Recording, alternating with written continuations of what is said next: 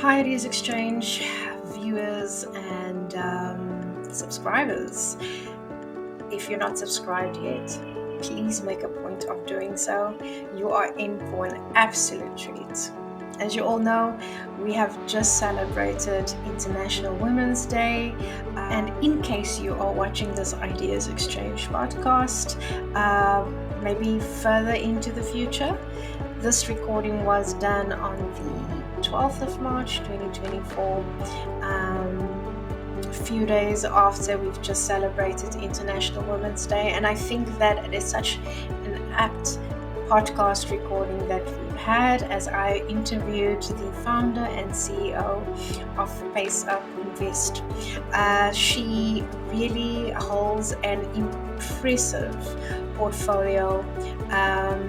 We touched on young talent, which is part of a few of the topical series that I would be covering in ideasXchange, and she has been gracious to share her wealth of knowledge. Rukayyat is the founder and CEO of PACEUPInvest, a wealth tech company in Germany and Nigeria.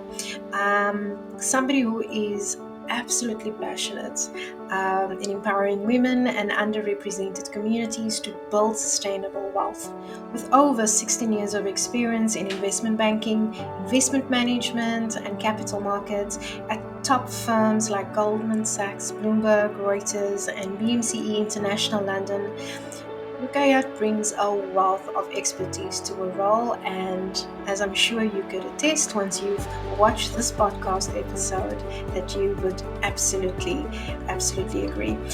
She's formerly the Senior Vice President of Capital Markets and Treasury at BMCE Bank International London, and she has a proven track record of success in international assignments. She's also the co-founder of Black Professionals Europe. She sits on the board of Casavex, a social impact agricultural company in Nigeria, and is an executive board member of EWPN. She's a founding committee board member of 100 Women in Finance Germany and a mentor at the Migrant Accelerator and head in Germany. She is recognized for her achievements, and she has been listed in BWAM 40 Under 40, Forbes Inspiring Founders Globally, and Innovate Finance Women in FinTech Power List.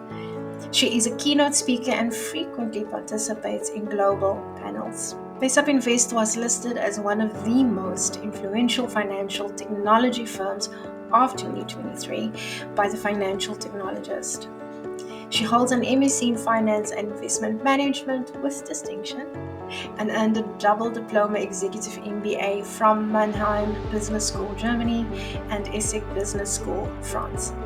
And she's also, to top all of that off, a chartered financial analyst. Now, after hearing all of that, I'm pretty sure that you will agree this is a podcast that you cannot miss. I think the wisdom that Rukayyat has shared not only just applies to young professionals. I think any professional who is serious about wealth management and building a wealth legacy. Sit back and enjoy, and be sure to follow Rukayyat.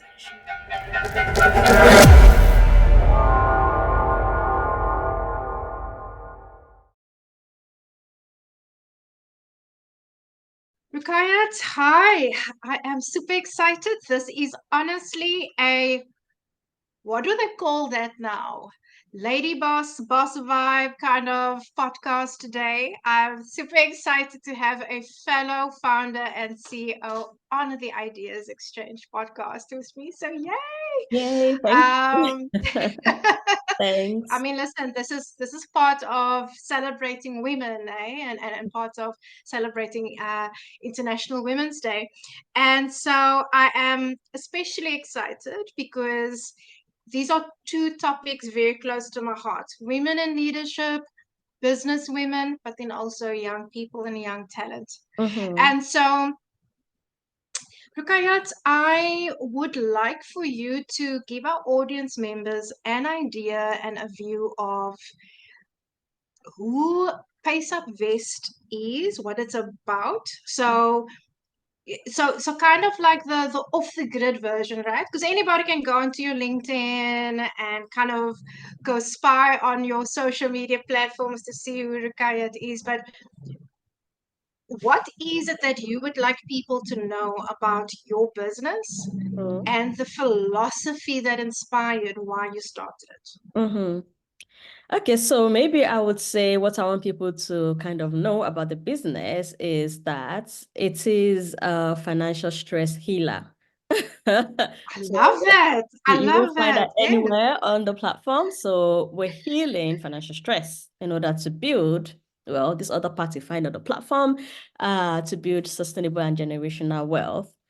And why did I start it? Oh my God, it's going to be a very long story, but I guess we have the time. So I had been working in the finance industry, so investment banking, capital markets, and investment management for like such a long time, nearly 16 years. And when we see the finance industry in Western world, so it's totally different from I would say maybe like Nigeria, maybe South Africa, or whatever it is. In the Western world, because I live in Germany and I worked in the UK and globally for such a long time, is that it's still very much male dominated in that Mm, aspect. And you hardly see a lot of women in leadership position and also see kind of not just only women, but also underrepresented communities, right? So minoritized groups across different intersectionality. And this really kind of made me think about, okay, what impact do I want to leave behind? Do I want to still sit in my cozy corporate job? But then how can I make an impact on really getting people to know about finance, understanding finance, being financially literate so that they can start to plan and accumulate wealth and also really think about pension. And I think the thing that really triggered it all was when the pandemic started, and one of my friends, she lost a job, and she was dependent on her partner, and that led to lots of financial and emotional abuse, mm, basically. And because she mm, hadn't financially planned, and because she always thought that men should deal with money and investing, and it was more like, okay, this is a real need here for more education mm, to be impacted. And also, how do we move people from actually just learning, but actually acting as well? So mm. yeah, this was like the biggest trigger, even though I come from like a very entrepreneurial background whereby I was exposed to money at an early age. It was more like, how can Mm. I impact other people and help them and heal them financially? So heal their financial stress. I love that. Okay, so Rukayyat, um, the reason why I invited you to come and chat a little bit on the podcast is because and you're a member of the Ideas Exchange community. And just a side note to all of our audience members, if you have not subscribed and have not followed Ideas Exchange, what are you waiting for? Please click subscribe, please follow. We've got amazing subject matter experts in the community, Rukayyat being one of them, and there's a wealth of information that is shared. So please also click the notification button just to be notified of the new podcast episodes coming through. We've got some exciting themes that we're covering for 2024. So that's the ad break. Rukayyat, so we're touching on young talent, and the reason why I started the series and the theme was really just because the time of the year, usually early in the year, a lot of corporates, a lot of businesses, they start running and implementing graduate programs and internship programs. And I believe that even though, so there's a lot of focus usually on the technical aspect of these programs. So really enabling these young individuals stepping into their their professional career and starting their professional career with a technical know-how of that work environment. And it's usually contextual to the industry, right? So it could either be financial services or it could be manufacturing, etc.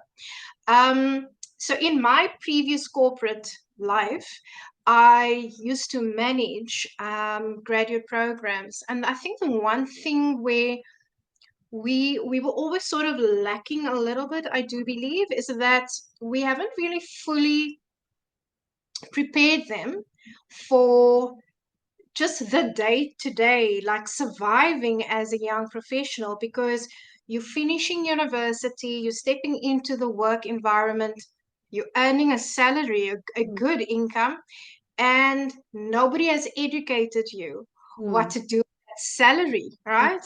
So the first thing that comes to mind when you see that, I don't know what happens in Germany, but in South Africa, we get a notification of a payment coming through. It's the most beautiful sound.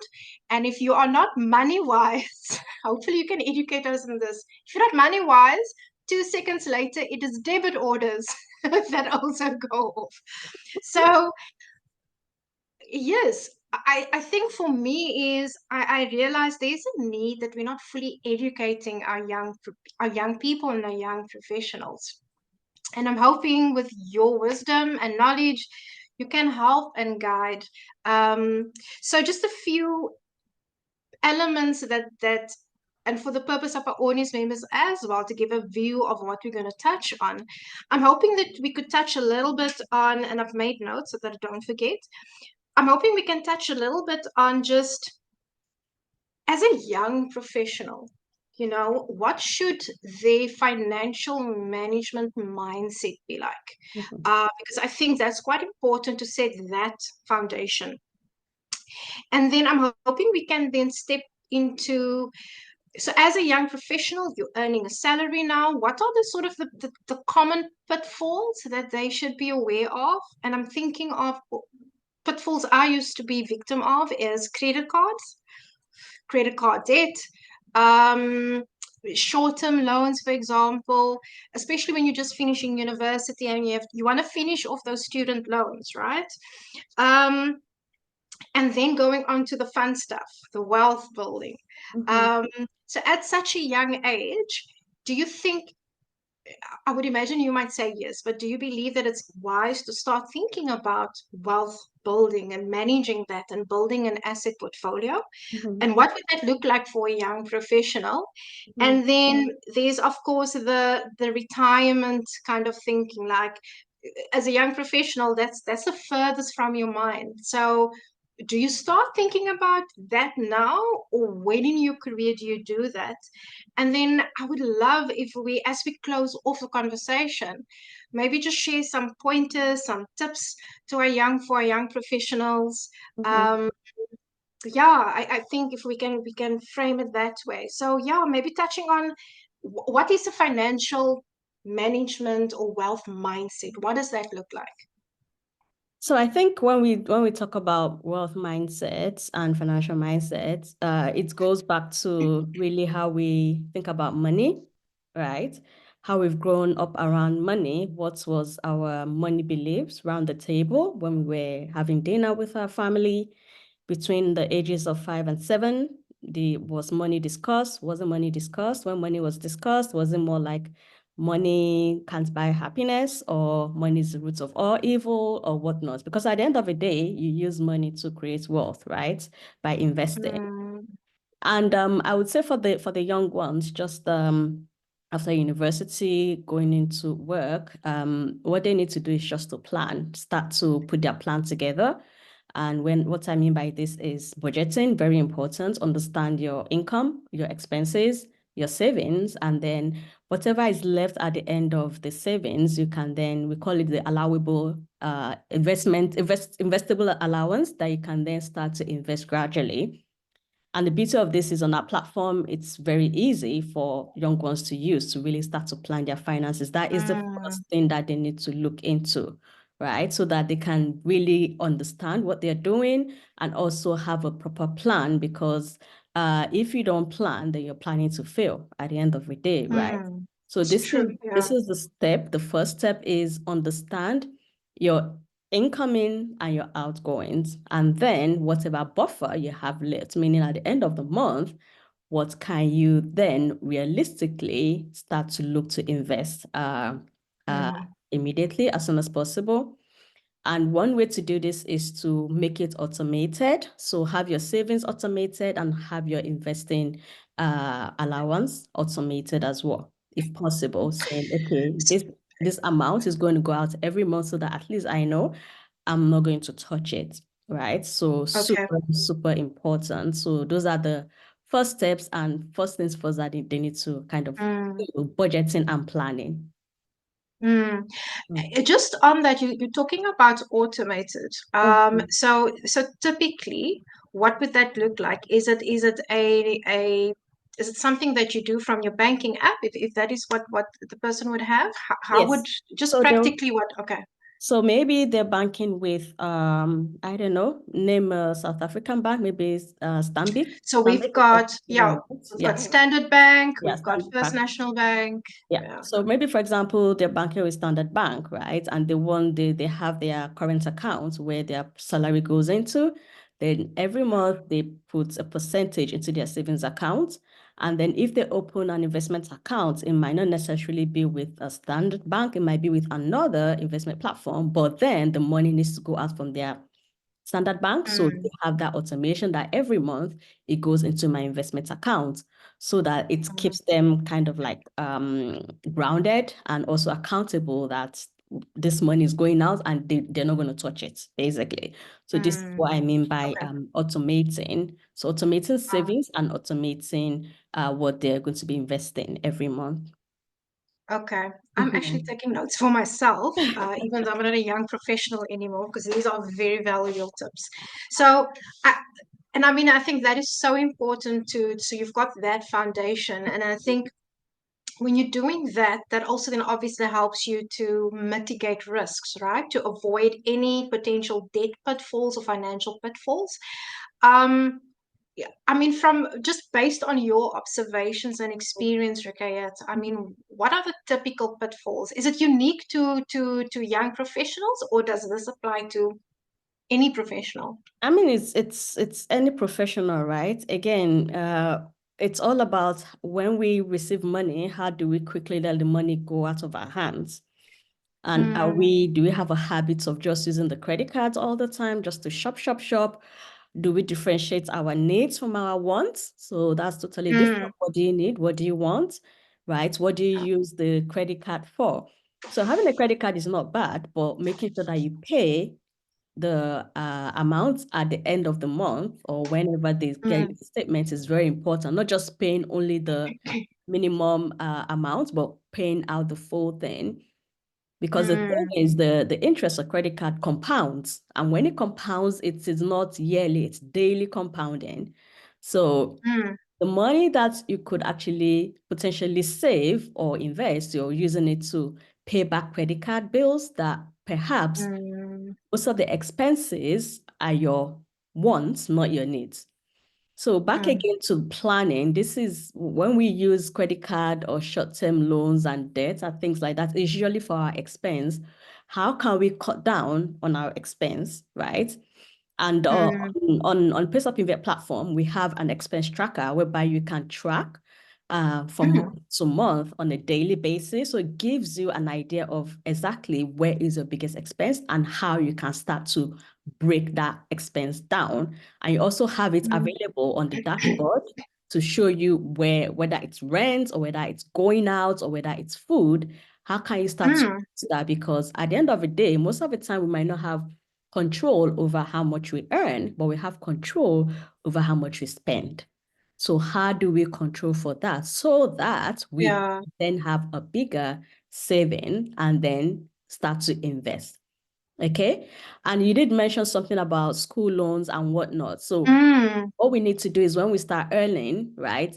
When we have expenses, we need to pay back the expenses with the highest interest rates first, because the interest rate compounds. So the higher the interest rates and it's compounding, the higher the interest you're going to pay on it. So start to work on the credit card, on the loans that have the highest interest rates first, cut them down, and then go to the next one. So we call it the avalanche method, right? It's like, boom, you're going straight into it, basically. But then some people would like to start with the lowest interest rates first because psychologically it helps them happier and think, okay, at least I'm paying down bit by bit, and this is called the snowball effect. So, but the best way is to really tackle the high interest rate first, get rid of those, and then gradually look at the lower interest rates, and then, but simultaneously, you need to build your emergency fund, right? So into your savings accounts, an emergency fund where you're not going to touch, it's only for emergency, as the name states. So as you're paying that your debt, simultaneously try to save as well, because there's no point to using all your money and all your salary to pay everything down if at the end of the day, perhaps something happens, right? And then maybe the job goes kaput, then you have no emergency fund to actually live off. So it's just quickly, and so just for our young professionals, an emergency is not quickly buying an Armani suit for a meeting. You can always just rent that, guys. So just quickly, Rukayyat, I think sometimes because, and I know I'm guilty of it sometimes, is that you're keen and you're eager and you want to get a savings plan going, right? Because you know it's the right thing to do. But if you have got debt that you have to clear out, would your suggestion be that rather just first focus on clearing the debt, and maybe also, because I'm trying to think of the sequencing here, because I know that an emergency fund is essential because, to your point, anything can happen, right? So you want to know that there is some money set aside for a rainy day. So would you recommend that, so even though you might have some school debt or school loans, there might be a credit card that you, hopefully with a small debt that you're trying to pay off, can you then still set aside an emergency fund, but maybe hold off like the wealth building, the proper saving, until all of the debt is cleared up? I mean, what would be the right sequence to follow?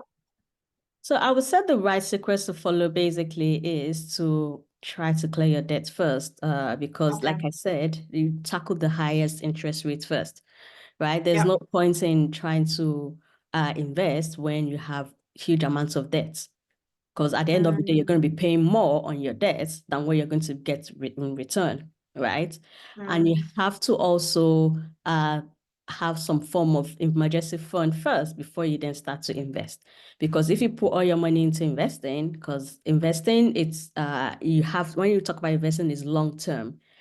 And then if you then invest your money and then something happens and then you have to take all the money out on the short term, and maybe it's like your investment has gone down 10, 20%, what is the point of that? So start to pay away your debts first, and simultaneously build up your emergency fund, and then at the end of it all, then investing. So do not say I'm going to invest first before I pay off my debts, before I start building my emergency fund. No. So you do emergency fund and debts repayment simultaneously, and then you start to invest gradually and having a long approach to investment, not a short-term approach to investing. Okay, that is perfect, and it actually is a nice segue now into, so now so let's say we've paid off our debts, we've got a decent emergency fund going, so now we're starting to think investing, and in terms of asset portfolio and investing, when you're in as a young professional, what would be, so first of all, we're not giving financial advice, guys. That is a separate conversation, so please set up an appointment with Rukayyat. We'll share all of the details at the end of the podcast. But just from a suggestive perspective, as a young professional, what would almost be the avenue that people can think about when it comes to investing, and what would be typical assets that they can consider? I mean, there are different assets, right? I guess what they can start with is funds, index funds, ETFs. So exchange traded funds, whichever one is available in South Africa, they can start to look at it on a broad market basis, right? So look at what's it's currently available from the different investment platforms that they might have access to in South Africa, and also just to see what the minimum requirement is to really start to invest. But the thing is, they also have to understand a bit of what they're investing into. So when we call this like basic concepts of financial literacy and advanced concept of financial literacy, right? To understand the differences between stocks and bonds on a basic level, to understand what index funds are, to understand what exchange traded funds are, because they have to know the fee they're going to potentially pay on that, if it's liquid or not, or okay, perhaps they're just going to invest on a broad market basis, maybe S&P 500 index that is being traded and available in one of the investment platforms in South Africa or anywhere globally. So it's really important for them to understand this first, because just blindly saying I want to invest without having a basic understanding of exactly what an ETF is, what an index fund is, then they're putting themselves down for failure. So on our platform, again, they can go on there. We have courses on there to really help them as a beginner, for them to really understand what they need to look at when they're, for example, having the basic concepts of financial literacy, advanced concepts of financial literacy, and also investing for beginners. So if they're beginners, it's there. If they're intermediate, they're there. So they need to understand all this and then try to say, okay, now I can start to put 100 rands, 200 rands, 1,000 rands every month towards this fund. And then how can I break it down into the different funds as well? What geography am I looking at? What asset classes am I looking at when it comes to these different funds? So they can really start out by investing in funds first. And then once the asset starts to grow and grow and grow, then they can then look at stocks. But I always advise that if you cannot keep monitoring your stock, you have no business in investing in stock market, sorry, in individual stocks, because they're taking on the risk of one particular stock, as opposed to if you're investing in a fund, which is the basket of different funds, we're only taking the market risk because there are so many different stocks in there, and that evens out the risk. So they have to understand risk management, diversification, compound interest, inflation, and all these things before they start thinking, okay, yeah, I'm going to start investing. It's very important to have the basic knowledge, and we have all this on the platform for them to use. Yeah. Wonderful. And yeah, again, it's a reminder to our audience members, this platform that Rukayyat is referring to, I'll make sure that we include all of the necessary links in the description box, and we'll have all of her contact details for you to reach out to her. It's a must. Please do that. Rukayyat, I think that for me is so important and key, because also the other consideration, right, as we're drawing to a close, is around retirement. Now, usually in a corporate environment, if these young professionals have been fortunate enough to be accepted onto a graduate program, for example, in a well-established corporate, as a young professional, sort of how would you approach that? Because I do know some corporates do offer different categories when it comes to retirement fund. And how do you then balance, or how can you offset your savings? So would you still consider the investment outside of the company, and then your retirement using the platform they give you? So, okay, so going back to what the retirement is, if the retirement plan, if the company is providing you with pensions, right, free of charge, you should take it. You should never, ever opt out of it, always opt in into your pension, because it's super important. You're just leaving money on the table if you do not have that. And the thing is, no matter, so for example, women are living longer than men globally right now. And oftentimes, women earn less than men, okay?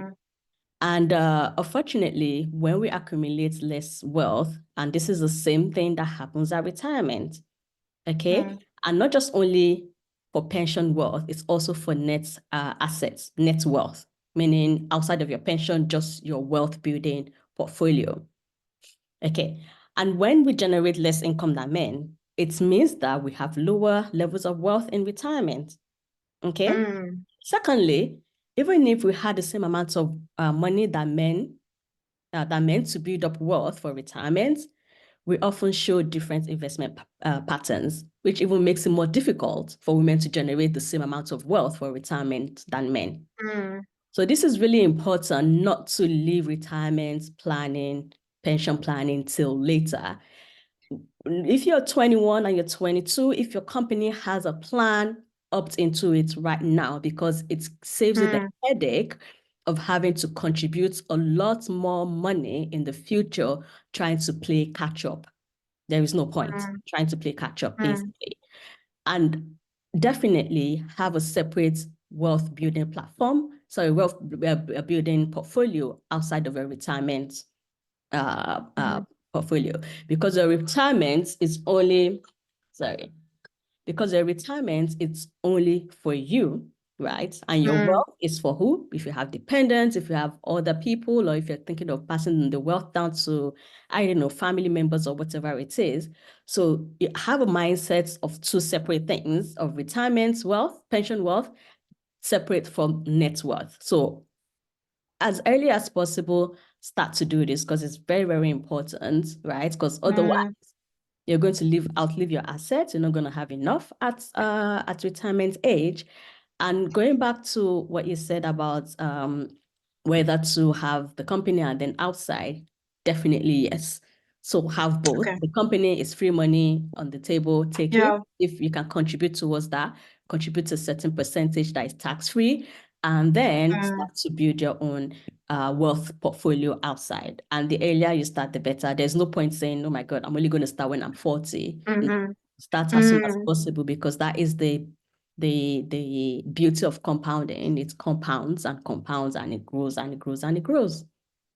You know what, Rukayyat? I love your philosophy and ethos around finance and building wealth, because it's you have a legacy outlook, which I absolutely love. And I think in many respects, in general, a lot of people do not have that type of outlook, right? It's all about survival, and it's all about reacting and putting out the financial fires.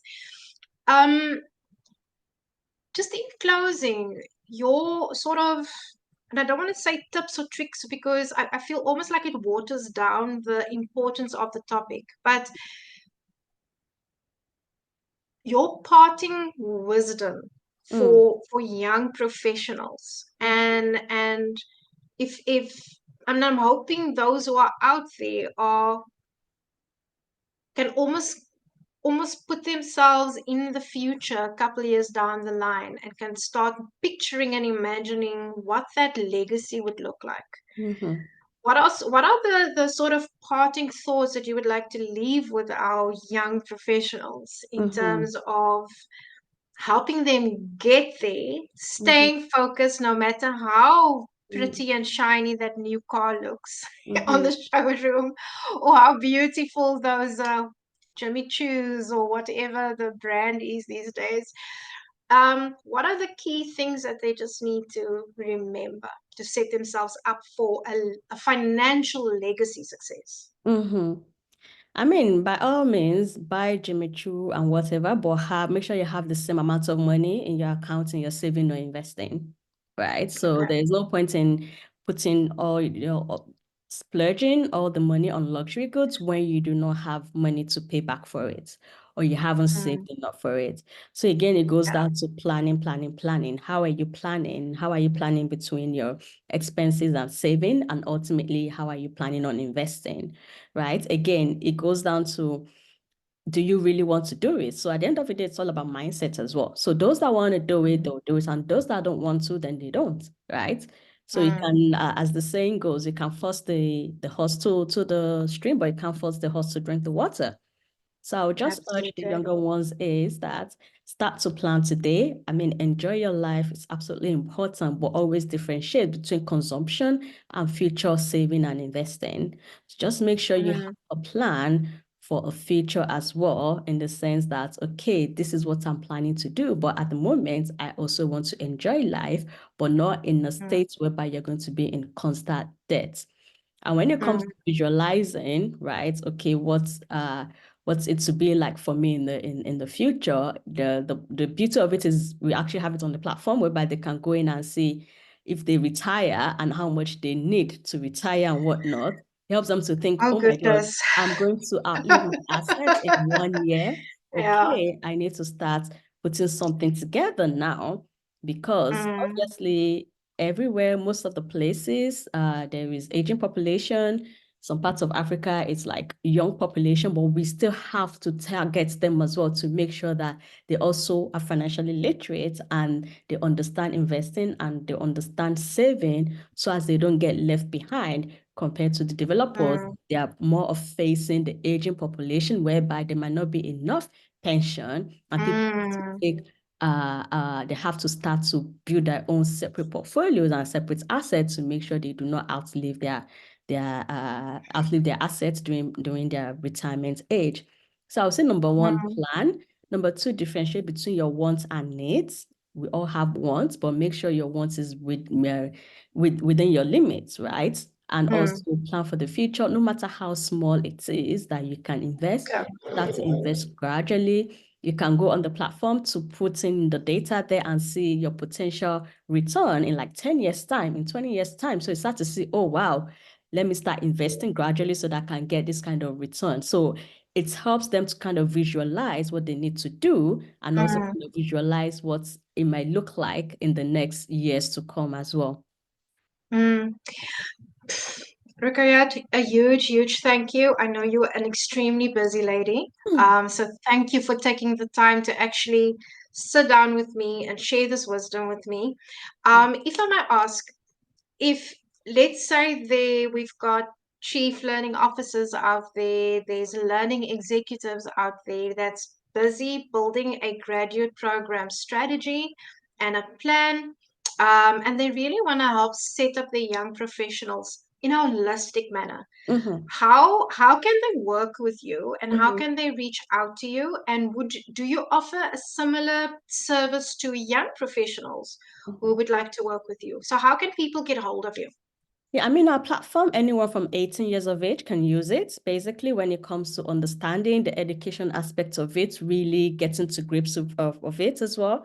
And the learning organization can reach out to us, because we do have a B2B arm as well, whereby we face companies, we face employers to provide the services to their employees and things like that, and also universities. So we face universities as well when it comes to students that really want to understand and learn and use the platform. So it's open to them in that instance for learning, understanding financial education, the impact of investing, and even estate planning. So it's very much holistic in that sense. So from debt management, saving, investing, pension planning, and estate planning. So they can always reach out. So email address on the platform via the contact us button.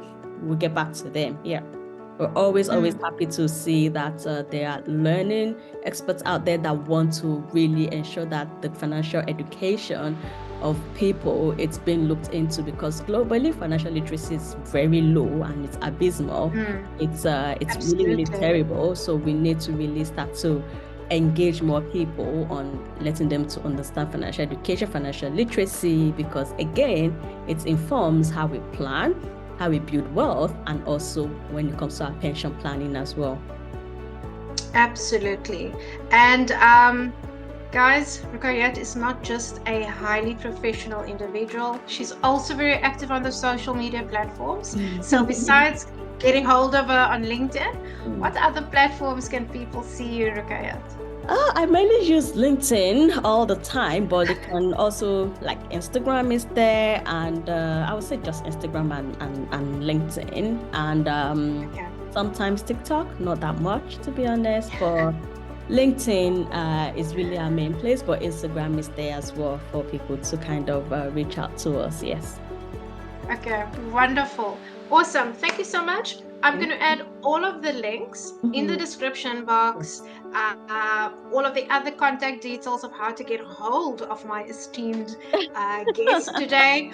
And yeah, please be sure to connect with her and reach out to her. I don't know what else to say. It's if you're serious about building wealth and building financial legacy, get hold of Rukayyat and be sure to work with the company.